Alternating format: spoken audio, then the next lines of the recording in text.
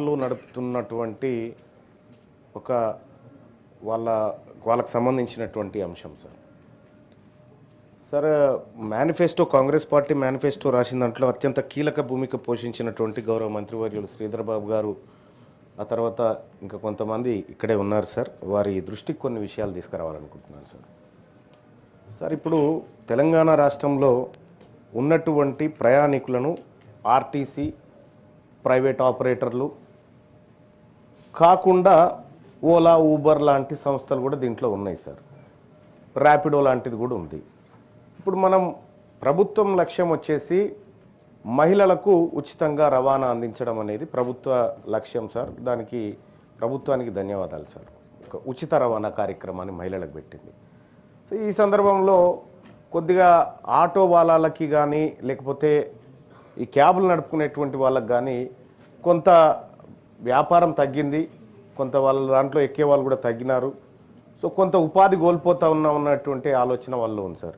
అయితే దీనికి పరిష్కారంగా మనం గతంలో మేనిఫెస్టోలో అనుకున్నట్టుగా ఈ ఓలా యాప్, ఊబర్ యాప్ ఈ రాష్ట్ర ప్రభుత్వం ఒకటి ఎందుకు తయారు చేయలేదు?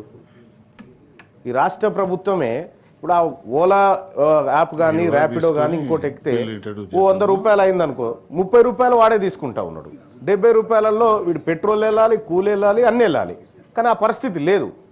కాబట్టి రాష్ట్ర ప్రభుత్వం ఒక యాప్ను క్రియేట్ చేసి దాని నిర్వహణ ఖర్చు కోసం ఒక 5%, 6% నిర్వహణ ఖర్చుకు తీసేస్తే మిగతా డబ్బులు కనుక ఆ కష్టపడేటువంటి కార్మికులకు, ఆటో డ్రైవర్లకు వీళ్ళకి ఇవ్వడం ద్వారా ఏం జరుగుతుందంటే ఎక్కువ లాభం జరుగుతుంది. ఎందుకు ఇక్కడ ఆర్టీసీ వల్ల జరిగినటువంటి దెబ్బను ఈ రకంగా పూడ్చుకునేటువంటి అవకాశం ఒకటి ఉంటుంది సార్.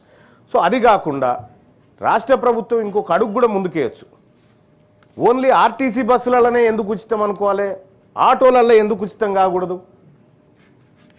ఆటోలలో ఉచితం ఎందుకు చేయకూడదు? దానికోసం ఒక పాలసీ ఎందుకు రూపొందించకూడదు? ఎందుకంటే ఇప్పుడు ప్రతి గల్లీలోకి ఆర్టీసీ బస్సు పోయే పరిస్థితి లేదు.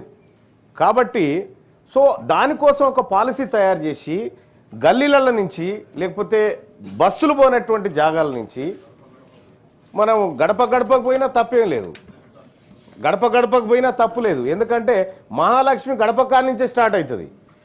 కాంగ్రెస్ పార్టీ పెట్టుకున్నటువంటి ఆ పేరు ఏదైతే ఉందో ఆ మహాలక్ష్మి గడప నుంచే స్టార్ట్ అవుతుంది.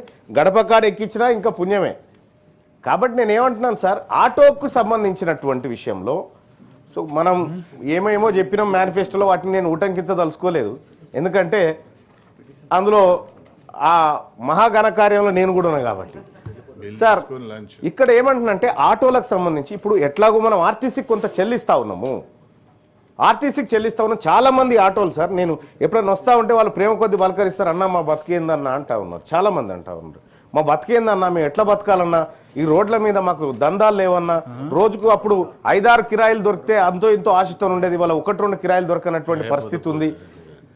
అప్పుడు కనీసం ఒక 10 గంటలు పని చేస్తే ఈఎంఐ కట్టుకోనో, ఇంట్లో కొద్దిగా సరుకులు తెచ్చుకోనో, ఇంటి రెంటో, వైద్యమో, పిల్లలో చూసుకునేది.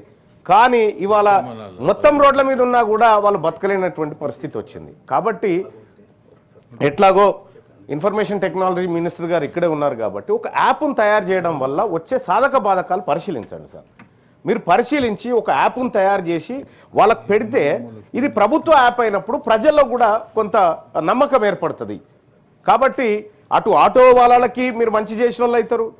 రెండోది ఒక అడుగు ముందుకేసి ఆర్టీసీకి ఆటోకు అనుసంధానం చేసి ఈ స్కీమ్ ఏదైతే ఉందో ఉచిత స్కీమ్ని, తద్వారా వాళ్ళకి ఎట్లయినా లాభం చేయొచ్చేమో ఒకసారి పరిశీలించవలసిందిగా ఒకటి కోరుతా ఉన్నాం సార్. ఇక రెండో అంశం సార్, ఈ క్యాబ్ డ్రైవర్లకు సంబంధించినటువంటి అంశంలో ట్రాఫిక్ పోలీసుల కాడ చాలా ఇబ్బంది అవుతుంది సార్. వాళ్ళకు అంటే సమయానికి పోవాలనేటువంటి టార్గెట్లు ఉంటాయి. చాలామంది ఐటీ పరిశ్రమ ఉద్యోగులను కూడా తీసుకుపోతూ ఉంటారు. ఆడ లేట్ అయిపోతేనే ఆడ పంచాయతీ ఇక్కడ నేను సమయానికి తీసుకుపోవాలి. ఇటీవల కాలంలో ట్రాఫిక్ ఎక్కువైపోయింది. ఇక పుట్టుకున్న తొందరగా పోదామంటే అంటే బయటికి మనకున్నటువంటి తేడా ఏంటంటే సార్, ఇప్పుడు కొంచెం సివిలైజ్డ్ కంట్రీస్లలోనేమో రెడ్ లైట్ పడితే గ్రీన్ ఎప్పుడు పడుతుందా అని ఆగుతారు సార్. ఈడ ఆ పరిస్థితి లేదు సార్. రెడ్ పడంగానే పోలీసు ఆయన ఉన్నాడా లేడా అని చూసుకుంటాడు సార్ పక్కపొంటి. అంటే ఆ పరిస్థితి ఉంది ఇక్కడ. మరి ఇక్కడ ప్రజలు తప్పని చెప్పడానికి లేదు, లేకపోతే ప్రభుత్వం తప్పని చెప్పడానికి లేదు. ఈ సమస్యకు పరిష్కారం కావాలా? అనేకమైనటువంటి ట్రాఫిక్ చలాన్లు కూడా ఈ ఆటోల పైన, కార్ల పైన ఎవరి మీద పడితే వాళ్ళ మీద అందరి మీద చేయాల్సిందే సార్, రూల్స్ తప్పితే ఎవరైనా దానికి ఎవరేం ఎగ్జామ్షన్ ఏం లేదు.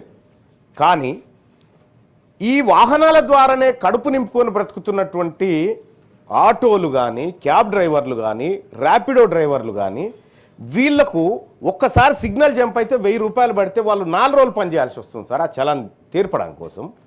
మరి ఇప్పుడు కాంగ్రెస్ పార్టీ మేనిఫెస్టోలో గతంలో కూడా నా సలహా మేరకే మీరు అందరు పెట్టినారు, ఏది చలాన్లను మాఫీ చేద్దాం అనేటువంటి ఒక ఆలోచన పెట్టినారు సార్.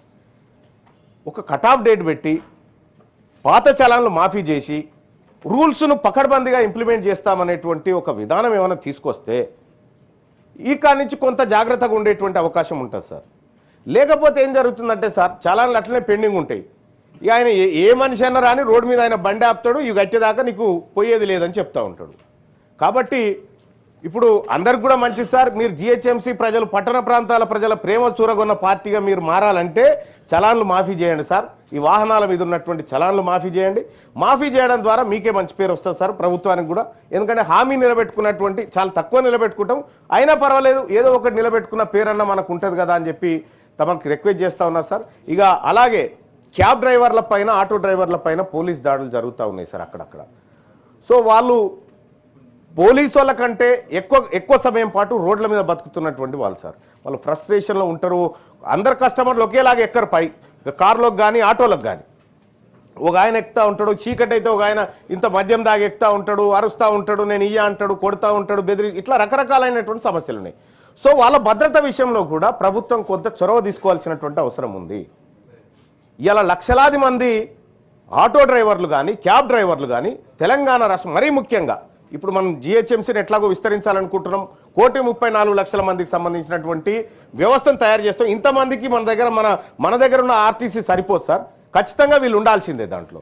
కాబట్టి మీరు గిగ్ వర్కర్ల విషయంలో ఏదైతే విధానాన్ని తీసుకోవాలనుకుంటా ఉన్నారో తీసుకొచ్చిరు, కానీ ఈ ఆటో డ్రైవర్ల విషయంలో, క్యాబ్ డ్రైవర్ల విషయంలో, ఈ యాప్ విషయంలో కానీ రాష్ట్ర ప్రభుత్వం చొరవ తీసుకోవాలి సార్. దీంట్లో రాష్ట్ర ప్రభుత్వానికి అయ్యే ఖర్చులు వేస్తారు, ఎట్లాగో పెట్టేది పెడతా ఉన్నారు, మీరు పెట్టే డబ్బు పెడతా ఉన్నారు. కాబట్టి సో సరైనటువంటి విధానంలో పెట్టడం ద్వారా ప్రభుత్వానికి మంచి పేరు వస్తుంది, ప్రజలకు మంచి జరుగుతుంది, మహిళలందరూ కూడా మిమ్మల్ని దీవిస్తారు ఎప్పటికీ. Thank you sir. ఓకే.